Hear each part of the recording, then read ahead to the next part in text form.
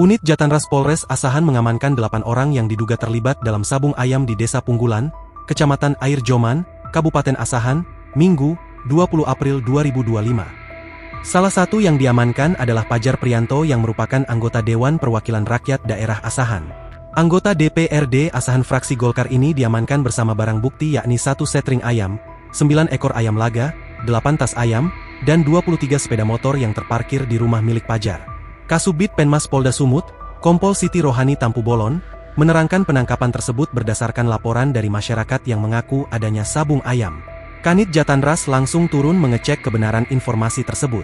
Setelah sampai di TKP, tim Jatanras menemukan praktek sabung ayam di Dusun 3, Desa Punggulan, Kecamatan Air Joman, Kabupaten Asahan, ujar Kompol Siti Rohani Tampu Bolon, Senin, 21 April 2025. Lanjutnya, setelah sampai di lokasi, petugas langsung menggerebek rumah tersebut dan berhasil mengamankan 8 orang yang ada di lokasi tersebut. Salah satu yang diamankan adalah Pajar Prianto yang merupakan anggota Dewan Perwakilan Rakyat Daerah Asahan. Setelah diperiksa, 2 orang dari 6 tersangka mengaku melakukan taruhan dalam sabung ayam tersebut dengan cara bermain taruhan antar penonton.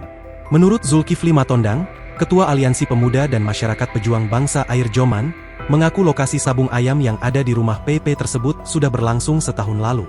Katanya, penggerebekan tersebut langsung geger karena masyarakat penasaran dan ingin tahu siapa saja yang diamankan dari arena sabung ayam tersebut. Katanya, setelah adanya penangkapan terhadap salah seorang oknum anggota DPRD Asahan berinisial PP ini, masyarakat langsung berkumpul dan bermusyawarah agar dapat diproses hukum.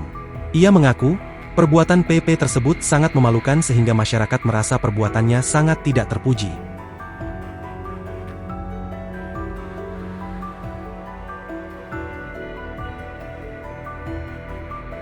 Download Tribun X sekarang, menghadirkan lokal menjadi Indonesia.